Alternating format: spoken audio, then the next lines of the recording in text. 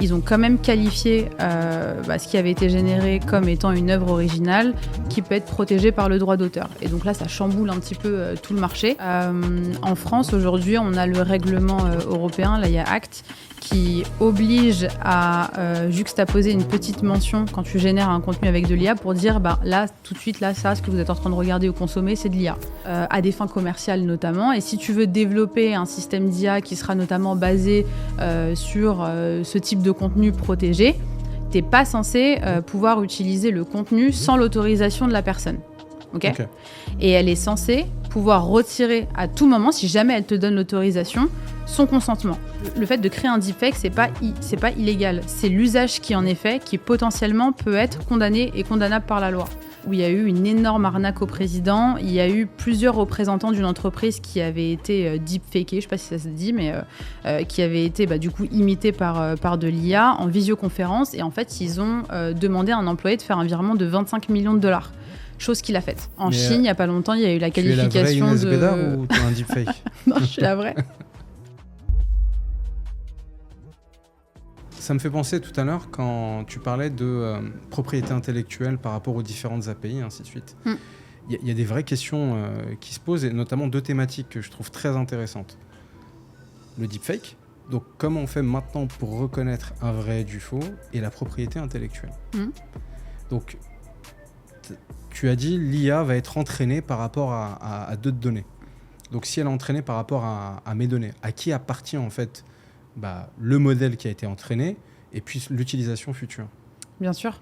Quand on parle de propriété intellectuelle en matière d'IA, très souvent, on a deux questions. On a les données qui servent à l'entraînement du modèle et qui sont protégées par notamment tout ce qui est droit d'auteur, etc. Et on a aussi la question de l'output, tu sais, du résultat qui est généré. Est-ce que ça peut être protégé? Est-ce que ça peut être une œuvre qualifiée d'originale et donc soumise au droit de la propriété intellectuelle, etc. Toi, dans la question que tu me poses, c'est donc la génération par exemple, d'un bot qui parle comme toi avec ta photo, ton image. Non, je vais la reformuler. Okay. Admettons que je demande à une IA de générer moi une image dans le style de Picasso. Ok. Je suis quoi? Je suis un artiste ou je suis un faussaire? Alors, ça dépend. Tu viens d'où? T'es en France, t'es aux US, t'es en Chine. Donc même mes origines comptent avec Non, l'IA? les régimes juridiques sont différents. D'accord. Alors, on va dire qu'on va prendre aux Émirats. Ok. Aux Émirats, il n'y a pas encore eu de grosses décisions de justice. En Saoudi, on en a eu une et je crois qu'il n'y a pas eu de qualification comme pouvant être une œuvre, l'output généré par une IA, etc. Pas possible. Non. Et en France? En France, non plus. Pas possible. Aux US... Alors pourquoi tu m'as demandé de choisir le pays si les résultats étaient les mêmes? Parce qu'en Chine, c'est possible. En Chine, il n'y a pas longtemps, il y a eu la qualification de... Tu es la vraie Inès Bédard ou tu es un deepfake? Non, je suis la vraie. Donc vas-y, excuse-moi, je te coupais. Ouais. Non, mais donc du coup, pour te raconter là un petit peu, il y a eu une décision qui a été rendue il y a quelques temps en Chine. Eux ont qualifié d'œuvre originale ce qui avait été généré par un modèle. Donc c'était une image de mémoire parce que, ils ont bien mis cette condition, la patte humaine avait été très présente. Donc tu as quand même le truc de t'as l'humain dans la boucle, mais malgré ça, ils ont quand même qualifié ce qui avait été généré comme étant une œuvre originale qui peut être protégée par le droit d'auteur. Et donc là, ça chamboule un petit peu tout le marché. Et donc potentiellement en Chine, avec de l'IA, tu peux créer des œuvres originales soumises à droit d'auteur sur lesquelles tu peux te rémunérer. Chose qui n'est pas encore possible en France et aux US. C'est marrant que la Chine soit en avance là-dessus. Parce que la notion de propriété intellectuelle, on va dire qu'elle est approximative en Chine quand tu as une marque ou un logiciel. En termes de copie, ils se démontrent. Ouais, donc ok. Et prenons le cas extrême. Si j'ai une IA qui génère un contenu diffamatoire contre moi. Ah bah alors là... C'est qui va en prison? Alors, potentiellement, tu peux avoir la responsabilité engagée et des développeurs, mais aussi de la plateforme qui relaye si jamais il y a une différence entre la plateforme et la personne qui a développé, enfin l'équipe de développeurs, la société qui a développé l'IA. Ouais, mais si l'équipe de développeurs a développé juste un LLM, mais pas, tu vois, le modèle. Oui. Pas pour être diffamatoire, mais on va dire, tu vois, provocateur et un peu méchant. Oui, mais donc du coup, ça veut dire que ils n'arrivent pas à détecter les potentiels outputs qui pourraient poser problème et créer de la diffamation, donc là, etc. C'est l'équipe qui serait responsable. Potentiellement, il n'y a pas encore eu de précédent juridique à ce sujet, mais au niveau de la responsabilité et du régime juridique afférent, oui. C'est ce qui serait le plus logique en tout cas. C'est quoi le cadre légal que tu retrouves en 2025, 2026 en fonction des différents pays, des décisions qui ont été prises au niveau de cette régulation? Alors, il y a celui que je t'ai mentionné en Chine. Okay. En France, aujourd'hui, on a le règlement européen, là, il y a ACT, qui oblige à juxtaposer une petite mention quand tu génères un contenu avec de l'IA pour dire, là, tout de suite, là, ça, ce que vous êtes en train de regarder ou consommer, c'est de l'IA.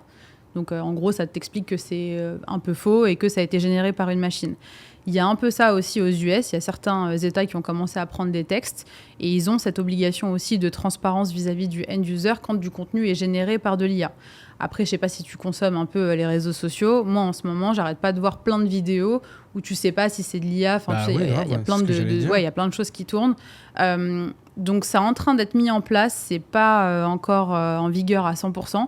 Mais typiquement, tu as ce genre d'obligation.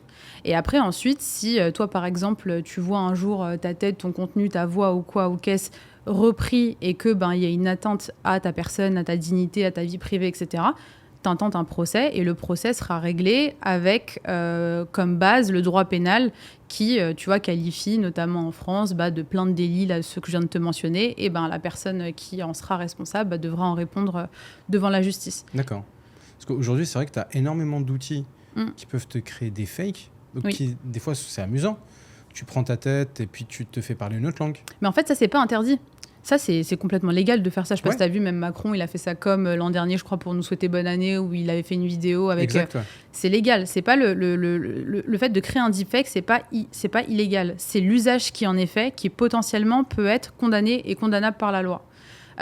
Tout ce qui est en rapport avec... Je pense que tu connais les histoires d'arnaque au président. Ouais. Il y a eu un gros contentieux à Hong Kong, je crois que c'était en 2024, où il y a eu une énorme arnaque au président. Il y a eu plusieurs représentants d'une entreprise qui avaient été deepfakés, je ne sais pas si ça se dit, mais qui avaient été du coup imités par de l'IA en visioconférence. Et en fait, ils ont demandé à un employé de faire un virement de 25 millions de dollars, chose qu'il a faite.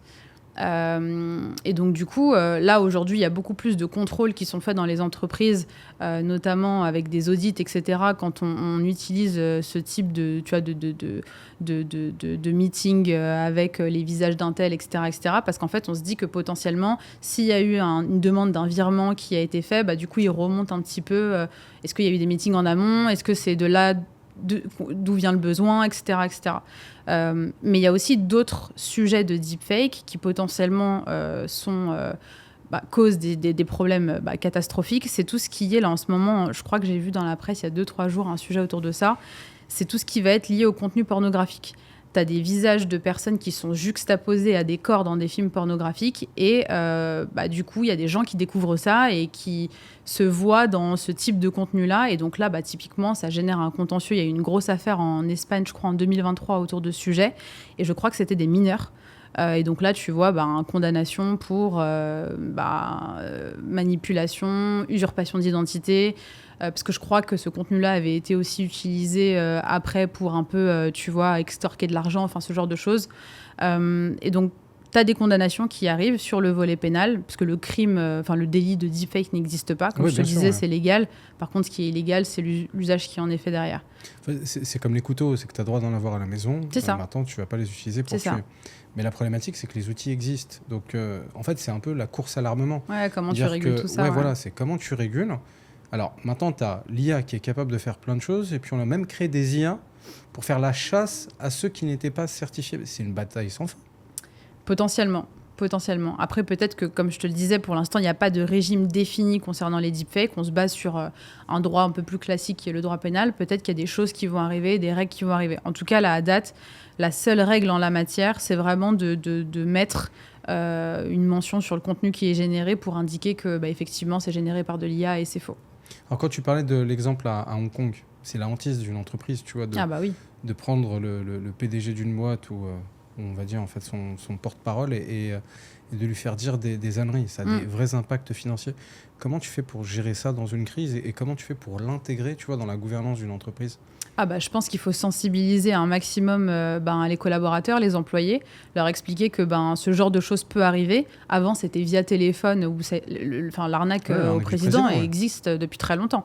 Donc, leur expliquer qu'y compris en meeting, ils peuvent penser voir quelqu'un qui, in fine, n'est pas une vraie représentation de tel ou tel boss. Et en fait, ils sont en train de subir une arnaque au président. Mais t'imagines, allons plus loin. Ouais. Le président de Coca qui boit un Pepsi. Potentiellement, ouais. Mais, tu vois, en soi, l'impact que ça peut avoir bien sûr. Sur ces choses-là. Donc, c'est aussi comment on fait pour intégrer ces risques-là. Sensibiliser, oui. Et en fait, c'est les réguler. Parce qu'en fait, les outils, comme tu as dit, ils sont légaux. Ouais, c'est une énorme question à laquelle on fait face tous aujourd'hui. Et je pense que ça passe vraiment par l'éducation. Il faut absolument expliquer aux personnes que ce type de choses existe. Renforcer, d'un point de vue cybersécurité, tous les applicatifs qu'on utilise au sein des entreprises et mettre des contrôles à chaque fois qu'une décision va être prise. Comme je te le disais tout à l'heure, typiquement, le CFO qui est informé qu'il y a un ordre qui va passer de 25 millions, peut-être qu'il doit faire une petite enquête en amont pour voir si d'où vient la décision, comment elle a été prise, qui a parlé à qui exactement, peut-être passer un petit coup de fil aussi aux dirigeants qui auraient... Voilà, t'as des process à mettre en place qui sont pas non plus déconnants et qui devraient déjà être... Bien sûr. Ouais, question sur les droits d'auteur. Si on prend par exemple l'industrie de la musique. Ouais. C'est-à-dire qu'aujourd'hui, limite, on n'a plus besoin des artistes. C'est-à-dire que quand tu prends des plateformes Spotify, Deezer, Apple, c'est inondé de sons d'IA où demain, j'ai envie de faire... j'ai envie de rejouer un son de Tupac et lui faire quelque chose en 2026, je peux. Ouais. Comment on fait pour gérer ces droits d'auteur ? Parce qu'en fait, c'est créer d'inspiration, mais en fait, en soi, demain, en fait, je peux être mon propre label de musique, quoi. En fait, en droit d'auteur, donc tu as un régime très rigoureux, notamment en Europe, où on te dit tu n'as pas le droit d'utiliser le contenu sans le consentement de la personne qui est concernée, donc de l'auteur. Okay. Tu as quelques exceptions à la règle. C'est dans une directive qui date de 2019, une directive européenne, où on va te dire, par exemple, à des fins pédagogiques, tu es un prof, tu veux faire un exposé sur un sujet donné, tu peux citer la personne, tu peux montrer son œuvre, etc., etc. Dans le cadre d'un projet scientifique aussi, c'est faisable. Par contre, à des fins commerciales notamment, et si tu veux développer un système d'IA qui sera notamment basé sur ce type de contenu protégé, tu n'es pas censé pouvoir utiliser le contenu sans l'autorisation de la personne. Okay. Et elle est censée pouvoir retirer à tout moment, si jamais elle te donne l'autorisation, son consentement. Aujourd'hui, je te prends un exemple assez parlant, la presse en France. Il y a eu un énorme contentieux entre Le Monde et OpenAI récemment, qui s'est soldé par une espèce de médiation où ils se sont mis d'accord sur un prix, une mensualité à payer au journal Le Monde. Le Monde a intenté une action en justice contre OpenAI pour la simple raison que OpenAI scrapait les données du Monde, les articles des journalistes, pour entraîner son algorithme. Ils se sont rendus compte qu'en fait, il y avait tout un tas d'articles du Monde qui étaient mis dedans parce qu'en fait, en regard des outputs, ça recitait vraiment limite un peu au mot près les articles que les journalistes avaient écrits au sein du journal. Et donc, en fait, le Monde dit à OpenAI, vous n'avez pas le droit. OpenAI dit, mais attendez, mais si, vous n'êtes jamais opposé, etc. Et en fait, dans les conditions générales d'utilisation que tu peux trouver sur le site du Monde, il y avait écrit explicitement, mais comme dans la plupart des sites, le contenu que vous voyez ici est soumis à notre propriété intellectuelle, vous n'avez pas le droit de le réutiliser sans notre consentement, etc., etc. Et donc, la solution amiable qui a été trouvée, c'est que OpenAI paye une mensualité chaque mois au Monde pour utiliser son contenu. Ok. Une sorte de data dividende, on va dire. Exactement. Et après, tu as tous les éditeurs de presse qui se sont un peu insurgés en disant « Mais attendez, vous avez négocié un truc sans nous consulter. Normalement, c'était censé être une décision très collégiale pour le secteur de la presse. Et là, in fine, vous nous mettez un peu à mal parce qu'on va être un peu obligé d'accepter ce que OpenAI nous proposera. » Ça te fait une jurisprudence. Donc, Donc, je ne sais pas trop comment là, ça s'est soldé récemment et s'il y a eu d'autres décisions de justice autour de ça. Je sais qu'il y a un énorme contentieux aussi entre OpenAI, Microsoft et le New York Times aux États-Unis. Pour les mêmes sujets, exactement pour les mêmes sujets. Il n'y a pas de décision finale qui a encore été rendue. Mais donc, typiquement, tu n'es pas censé réutiliser. Enfin, c'est illégal. Si on pousse le bouchon un petit peu plus loin, tu prends les différentes plateformes. Ils utilisent nos données pour s'entraîner. Nos données personnelles, nos raisonnements, nos photos. nous aussi, on pourrait avoir des data dividendes. Non, mais toi, tu es censé pouvoir demain faire exercer ton droit d'opposition sur tes données personnelles si tu sais qu'elles sont traitées par telle et telle plateforme. Quoi, j'envoie un mail à opposition@openai.com. Ils ont, dans leurs conditions générales et dans leur privacy notice, etc., il y a une adresse mail. Tout ce qu'on va raconter à un LLM, je peux m'opposer à la réutilisation, à l'entraînement de ça. Bien sûr. D'accord. Tu l'as fait ? Moi, non, mais je sais qu'il y a plein de gens qui le font, même tu vois, sur les sites du service public, notamment en France. Quand je travaillais avec les ministères, quand j'étais à la CNIL et que j'échangeais avec eux, ils ont des exercices de droit où tu as des gens qui demandent à la DGFiP de retirer toutes les autres données. Le droit à l'oubli, bien sûr, ça, il n'y a pas de souci. Mais ce qui me perturbe et me dérange un peu, c'est qu'en fait, pour moi, il n'y a pas de prix magique. Il n'y a qu'une dette qui n'a jamais été encore payée. Donc, c'est-à-dire que quand on va utiliser, par exemple, un Gemini gratuitement, un ChatGPT gratuitement, on est le produit. Et donc, en fait, on est en train de l'entraîner sur nos raisonnements, notre savoir, qui va être périssable dans quelques temps. Mais on n'est pas payé pour ça. Mais donc, on pourrait faire comme le monde. Dire, mon savoir, c'est 20 ans d'expérience. Je suis l'auteur de ce que j'ai écrit. Oui, je suis l'auteur de ce que j'écris. Mais tu sais qu'il y a énormément de sujets et de réflexions autour de la monétisation des données personnelles. Il y a plein de papiers hyper intéressants à lire à ce sujet. Mais c'est pas quelque chose encore que les législateurs envisagent. T'imagines, ça bouleverserait les modèles économiques de tout le secteur, en fait. On est en train de tester un produit. Si tu prends quelques années auparavant, avant qu'on lance un produit, tu vois, de consommation, je sais pas, des bonbons, des pâtes, ou tu prends un panel et tu le fais tester. Tu les rémunérais, tu leur donnais des chèques cadeaux, ou tu leur donnais, pour avoir leur retour. Là, on est en train de faire la même chose. Mais tu sais, ça me fait penser, aux États-Unis, j'avais vu à un moment donné, je sais plus c'était en quelle année, je sais plus si c'est encore en vigueur ou pas, mais les citoyens qui autorisaient, tu sais, les équivalents de Free, etc., à traiter les données perso, ils avaient un meilleur débit et une plus faible facture à la fin du mois. Ah oui, tu leur donnes un cadeau. Voilà. C'est vrai que ça marcherait. En Europe, je pense pas que ce soit possible. Non, c'est clair.